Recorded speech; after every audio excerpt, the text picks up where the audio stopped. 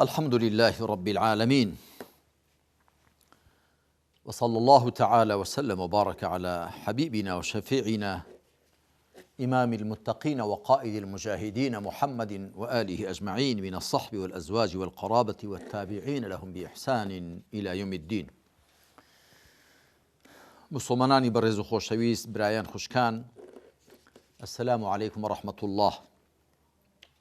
ئێمە لە بابەتی بەرەو دۆستایەتی و هاوکاری نێوان مسلمانان گەیشتوینە ئاڵقەی دوازدەیەم کە هەر لە تەوەری دووەمە کە تەوەری دووەم بریتی بوو لە چاک پێگەیشتن بەهۆی ئیمانەوە. ئەنجا ئەمە پێنجەمین ئاڵقەیە لەو تەوەرە و تەوەری کۆتایی ئاڵقەی کۆتایی تەوەری دووەمە. ئیمان بە چاکە و فەرمانبەری زیاد دەکا و بە خراپە و لادان و تاوان کەم دەکا. لەژێر ئەو ناونیشانەدا ئەم ئاڵقەی دوازدەیەمە پێشکەش دەکەم. پێشتر باسی ئیمانمان کرد و پێناسەی ئیمان و پێکاتەکانی و پایەکانی، هەروەها کەمی و زیادی ئیمان و پلەکانی ئیمان، هەروەها کاریگەری ئیمان لە سەر تاک و کۆمەڵگا و کاکڵەی ئیمان. ئێستا باسی ئەوە دەکەین کە ئیمان، پێشتر گوتمان ئیمان کەم و زیاد دەکا، ئیمان بە تاعەت و فەرمانبەری زیاد دەکا و بە گوناح و تاوان و لادان کەم دەکا. کەواتە بۆ ئەوەی کە بەهۆی ئیمانەوە زیاتر پێ بگەین و لە ئەنجامی پێگەیشتنیشماندا زیاتر بتوانین پێکەوە دۆست بین، هاوکار بین، دەستبارگر بین بۆ کۆی پرۆسەی دینداری و موسڵمانەتی لە هەموو کایەکانی ژیاندا، چه پەیوەندی بەلایەنی فیکر و بیرۆ بڕواوە هەبێت، چه پەیوەندی بەلایەنی ڕەوشت و ئاکارەوە هەبێت، پەیوەندی بەلایەنی خێزانی و کۆمەڵاتیەوە هەبێت، بەلایەنی ئابووری ژیان و گوزەرانەوە هەبێت، پەیوەندی بەلایەنی سیاسی و حوکمڕانیەوە هەبێت. دەبێ هەوڵ دەین لە خۆمان وریابین بەردەوام ئەو شتانەی ئیمانیان پێ زیاد دەکا لە خۆمانیاندا بێنی نەدی و هەر شتێک کە زیان بە ئیمان دەگەیەنێ و ئیمان کەم دەکا خۆمانی لێ دوور بگرین. با سەرنجی چەند ئاەتێک بدەین و چەند فەرمایشتێکی پێغەمبەر صلی الله عليه وسلم کە بۆمان باسی زیادکردنی ئیمان دەکەن و دوایش باسی کەمکردنی ئیمان. خوای پەروەردگار دەفەرمێ: فأما الذين آمنوا فزادتهم إيمانا وهم يستبشرون وأما الذين في قلوبهم مرض فزادتهم رجسا إلى رجسهم وماتوا وهم كافرون. أما لسورة التوبة لآية جمارة صدو بسويق. خوای پەروەردگار باسی ئەوە دەکا کە منافق و دڵنەخۆشەکان دەڵێن بۆ سوورەتێک دانابەزێ، دەفەرمێ: فإذا أنزلت سورة فمنهم من يقول أيكم زادته هذه إيمانا. ئەگە سوورەتێکیش دابەزی بەسەر سوڕمانەوە یا بە نوکۆڵی لێکردنەوە لە بینی خواندا دەڵێن کامەتان ئیمانی بەمە زیاد کرد، ئەمە ئیمانی پێ زیاد کرد ئەم سوورەتە. خوا دەفەرمێ: فأما الذين آمنوا فزادتهم إيمانا وهم يستبشرون. ئەوانەی ئیمانیان هەبووە ئەم سوورەتەش ئیمانی زیادکردنەوە دڵخۆشیشن. وأما الذين في قلوبهم مرض فزادتهم رجسا إلى رجسهم وماتوا وهم كافرون. بەڵام ئەوانەی دڵیان نەخۆشی تێدا بۆ نەخۆشی نیفاق و دەغەڵی و مخەنەتی، ئەوانە هەر پیسی بۆ زیاد کردوون، پیسی دیکەی خستوەتە گەڵ پیسیەکەی پێشیان و بە بێبڕواییش مردون و سەریان بە فەتارەت چوو. ئەمە پێویستی بە هەڵوەسەیەک دەکا. ئایا مەبەست لە ئیمان زیاد بوون ئیمانداران چییە؟ ئیمانداران کەسانێکن کە بڕوایان بەوە هەیە کە ئەوەی خوا دای دەبەزێنێ بۆ سەر پێغەمبەری کۆتایی محەممەد صلی الله عليه وسلم حەقا. دوێنێ ئیمانیان بە هەموو ئەوە هێناوە کە خوا دای بەزاندۆ پێشتر. ئەمڕۆژ سوورەتێک کەدا دەبەزی ئیمان بەوەش دێنن، سپەینێش سوورەتێک کەدا دەبەزی ئیمان بەوەش دێنن. کەواتە هەتا ئیمان بە ئیمان پێهێنراوەکان زیاتر بێ، ئیمانەکە زیاتر دەکا. ئەوە یەک دوو ئەوە لە ڕووی چەندێتیەوە لە ڕووی چۆنیەتیشەوە گومانی تێدا نیە ئینسان تا زیاتر لە قورئان ڕامێنێ لێ ورد بێتەوە و تێی بفکرێ پێیدا قوڵ بێتەوە زیاتر حەقانیەتی قورئانی بۆ دەردەکەوێت فەرمایشتی خوا بە پێچەوانەی شتەکانی دیکە و کتێبی خوا بە پێچەوانەی کتێبەکانی دی هەر کتێبێک تۆ بیهێنە لێی وردبەوە ئەمڕۆ لێی وردبەوە سپێنی زیاتر لێ وردبەوە بۆ دەردەکەوێت کە دوێنێ چاچێری حاڵی نەبوو ڕۆژێکی دیکە زیاتر لێ وردبێەوە بەڵام کتێبی خوا ئەمڕۆ لێ وردبەوە سپێنی زیاتر لێ وردەبیەوە زیاتر تێدەگەی دوو سپەی زیاتر تێدەگەی ئەوە وەکو عەرەب دەڵێن سەلی مجەریبە لە کەسێک بپرسە کە ئەزمموی کردبێ من لەخوا بە زیاد بێ 40 ساڵ زیاترە لە خزمەت قورئاندام 40 ساڵەیە ئێستاش دوای ئەوەی کە زیاتر لە 30 تەفسیرم تەماشا کردووە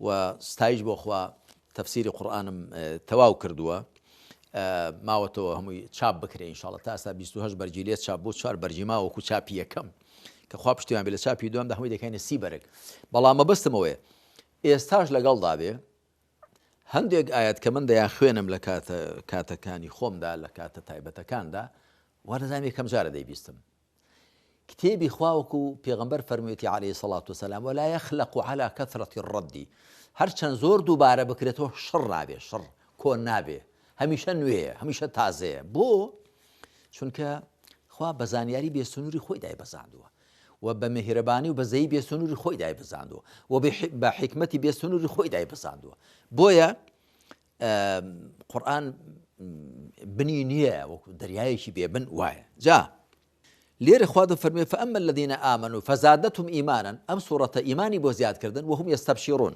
هەم لە ڕووی چەندێتیەوە ئیمانی بۆ زیادکردن هەم لە ڕووی چۆنیەتیەوە وهم يستبشرون ئەن دڵخۆشیشن وأما الذين في قلوبهم مرض فزادتهم رجسا إلى رجسهم وماتوا وهم كافرون بەڵام ئەوانەی نەخۆشی و پیسی لە دڵیاندا هەیە هەر پیسی بۆگەڵ پیسەکەیان زیاد دەکات بۆ دوێنێ بەوەی دابەزێنراوە پێشتر بێ بڕوابوون ئەم ڕۆژ بەوەی دیکەی سپێنێش بەوەی دیکەی ڕۆژ بۆ ڕۆژێ زیاتر کوفرەکەیان خستر دەبێتەوە هەم لە ڕووی چۆنیەتیەوە دیسان ئەویش هەم لە ڕووی چەندێتیشەوە هەروەها لە سوورەتی ئەلئەنفال ئایەتی ژمارە 2 دا خوا دەفەرمێ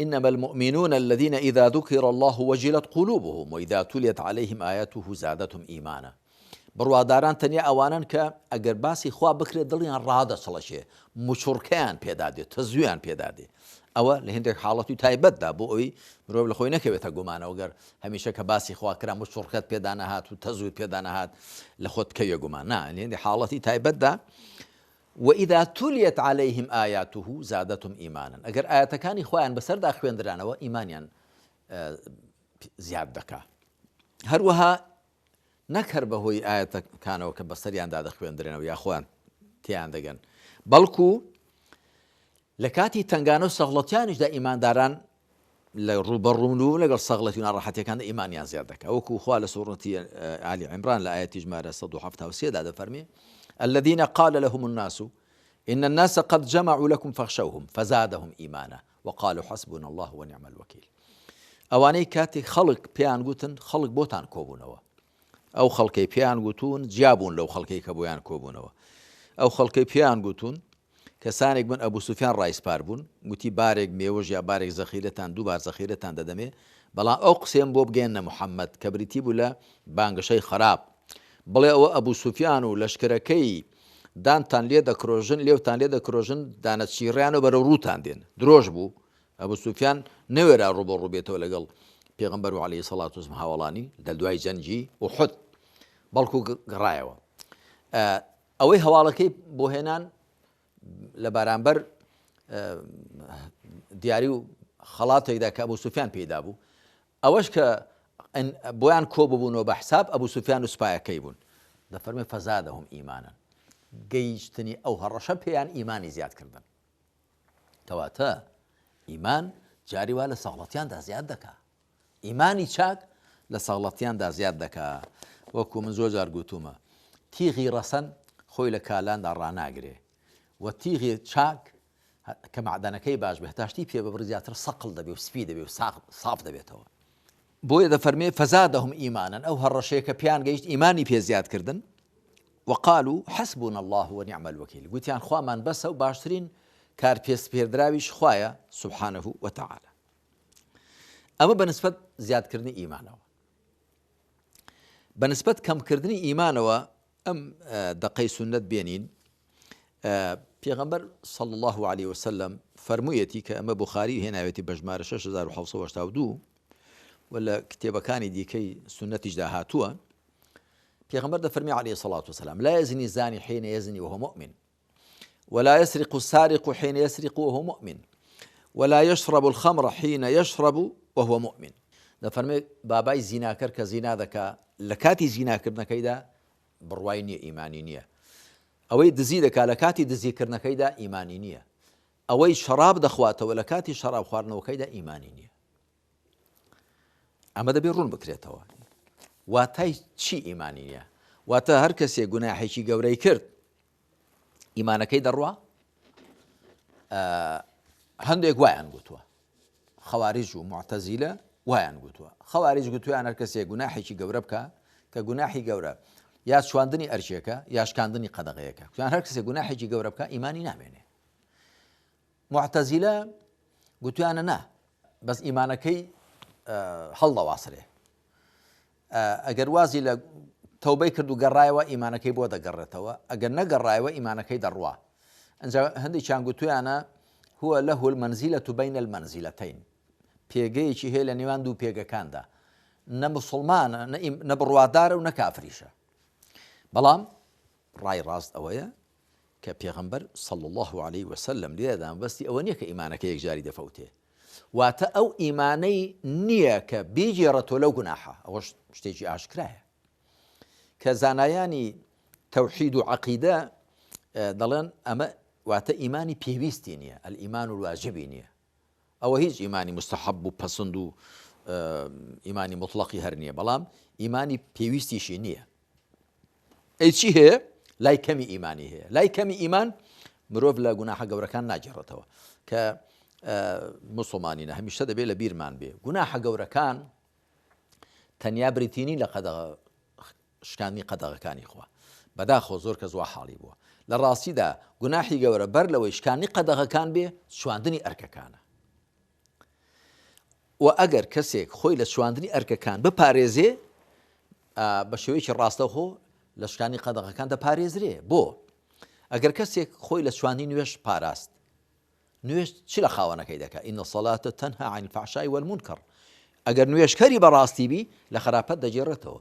بۆیە من بەرپرسانی ئەم وڵاتە حکومڕانانی ئەم وڵاتە کە زۆربەیان وان کە دەیان بینم نوێژ نەکردنین نیشانەی پرسیاریان دەخەم بەسەر دەڵم کە تۆ نوێژت نەکرد لە هەموو خراپەیەک نزیکی و لە هەموو چاکەیەکیش دووری.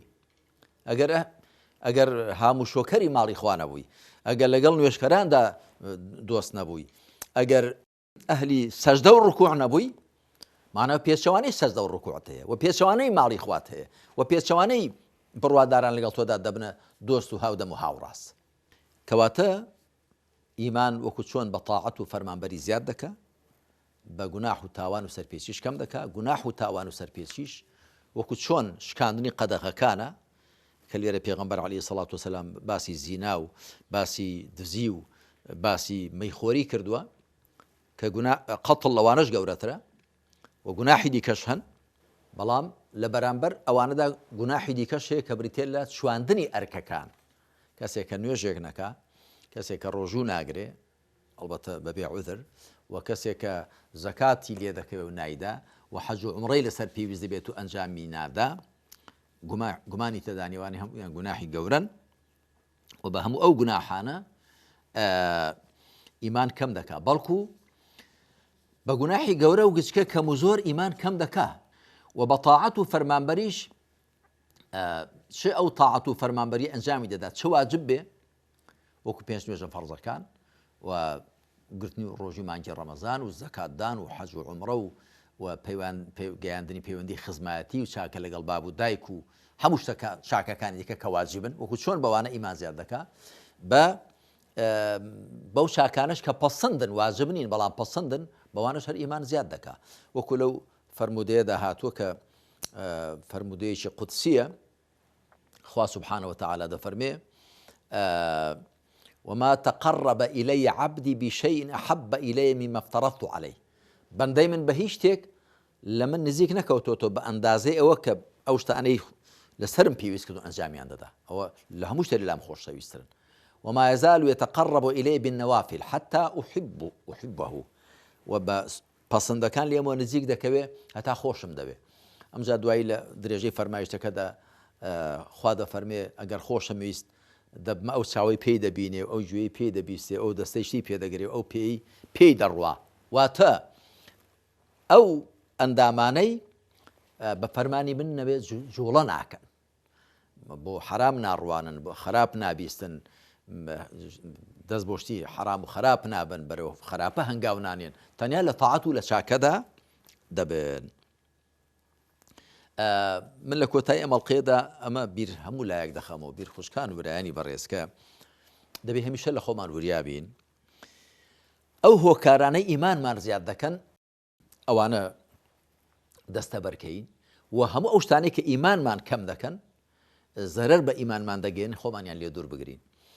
ئەگەر بمانەوێت هۆکارەکانی زیادکردنی ئیمان لە چەند شتێکدا کورتکەینەوە، دەڵێین زیاتر سەرگەرم بوون لەگەڵ قورئاندا و شوێن پێ هەڵگرتنی پێغەمبەر صلی الله علیه وسلم ئەوە یەک. پاشان نوێژەکانمان بە ئیتقان و بەڕێکی و بە خشووع و خوا فەرموویەتی قد أفلح المؤمنون الذين هم في صلاتهم خاشعون. هەروەها هەموو ڕووەکانی دیکەی چاکەکاری، حتا بگونجێ چاکەکاری لە خۆماندا زیادکەین، ئیمان بە چاکە زیاد دەکا. وەکو چۆن ئەم گڵۆپە دەئایسێ شۆقی هەیە، ڕووناکی هەیە، چونکە تەزووی کارەبایی بۆ دەچێت. تەزووە کارەباکەی لێ ببڕە شۆخەکەی نامێنێ. ئیمانیش شۆق و ڕووناکیەکەی بەکردەوەی چاکەوەیە، بە عیلم و معریفەتەوەیە، بۆ خواسوڵحانەوەیە. بۆیە با ئەوە لە خۆماندا زیادکەین و تا بۆمان دەکرێت لەگەڵ کتێبی خوێندراوی خوا زیاتر سەرگەرم بین، و لەگەڵ کتێبی بینراوی خوا گردوون و بە خۆشمانەوە دەوروبەریش ئەمەش دەبێت زۆر بیانکەینە جێی سەرنج و تەماشا و لێوربوون و تێوەڕامان کە خوا زۆری فەرمان پێکردوین. وەکو چۆن خوا سوبحانەهو وتەعالا لە چەند ئایەتێکدا فەرمانمان پێ دەکات کە لە قورئان ورد بینەوە ئەفەلا یەتەدەبەڕون القورئان ئەم عەلا قولوب ئەقفالوها. ئایا لە قورئان ورد نابنەوە یاخود دڵەکانیان قفڵیان لێ دراوە، واتە گدڵیان قفڵی لێ نەدرابێ، دەبێت تەماشای قورئان کەن، لێ ورد بنەوە، تێوەڕامێنن. وەکو چۆن فەرمانمان بەوە پێ دەکات، فەرمانیشمان بەوە پێ دەکات کە تەماشای دروستکراوەکانی خوا بکەین. قل سیروا فی الأرض فانظروا، بڵێ بە زەویدا بڕۆن و سەرنجدەن. هەروەها ئەوەلەم ينظروا في ملكوت السماوات والأرض وما خلق الله من شيء. ئایا تەماشای موڵکی فراوانی ئاسمانەکان و زەوی و هەر شتێک کە خوا دروستی کردو تەماشایان نەکردووە؟ چونکە تو هەر شتێک کە خوا هێناوێتە دی لێی ورد بەوە دەتگەێنێتە ئەوەی کە خاوەنەکەی بناسی. و گومانی تێدا نیە ئینسان تا زیاتر بە ئاەتەکانی خوا، بە نیشانەکانی خوا ئاشنا بێ، چه ئاەتە خوێندراوەکانی، چه ئاەتە بیندراوەکانی، زیاتر خاوەنی ئەو ئاەت و نیشانانە دەناسێ، و هەتا زیاتر بەرەو خوا هەنگاو بنێ بەهۆی تاعەت و فەرمانبەریەوە لە خوا نزیکتر دەبێتەوە، و هەتا خۆی زیاتر بپارێزێ لەو شتانی کە لە خوای دوور دەخەنەوە، گومانی تێدانێت دڵ و دەروونەکەی پاکتر دەبێ و ئیمانەکەی ساختر دەمێنێتەوە. و سەرنجام ئەوە دێنێتە دی کە پێشتر باسمان کرد، چاک پێگەیشتن بەهۆی ئیمانەوە. ئیمان دەبێت خزمەتی بکەیت، وەکو باخێک وایە، باخێک ئەگەر خاوەنەکەی خزمەتی بکە، ئاوی بدا، هەڵی پەردەوێ، بژاری کە، ئاگای لێ بێ، پەرژینی بۆ بکە، باش تیشتی خۆری لێ بدا، ئەگەر نەخۆشی هەبوو چارەسەری بکە، بە تاکید ئەو باخە زیاتر گەشە دەکا و زیاتر بەرومیەوەی باشی بۆ دەردەکا.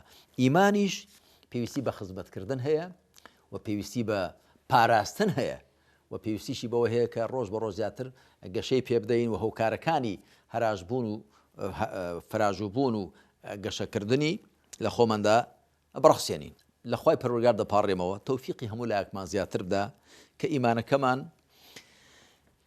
زیاتر پێمان بگەێنێ و ئیمانەکەمان زیاتر ببێتە هۆکاری ئەوە کە لە نێو کۆمەڵگادا زیاتر هەست بە بەرپرسیارەتی بکەین بەرامبەر بە خەڵکی دی، بەرامبەر بە براو خوشکەکانمان کە لەیان نزیک بینەوە، بەرەو ڕوویان بچین و لەگەڵیاندا هاوکار و دەستبارگر بین بۆ هەرچی زیاتر پاکسازی و چاکسازی تێداکردنی کۆمەڵگاکەمان و هەرچی زیاتر واوەهێنانی خەڵک و کۆمەڵگاکەمان بەرەو سایە و سێبەری شەریعەتی خوای پەروەردگار گومانی تێدانە کە میلەتێکی مسلمان بەبێ پابندی بە ئیسلامەوە و بەبێ ملکەچی بۆ قورئان و سنت واتایەک بۆ ناوەکەی نامێنێتەوە. چکە مسلم واتە ملکەس و گردنکەس.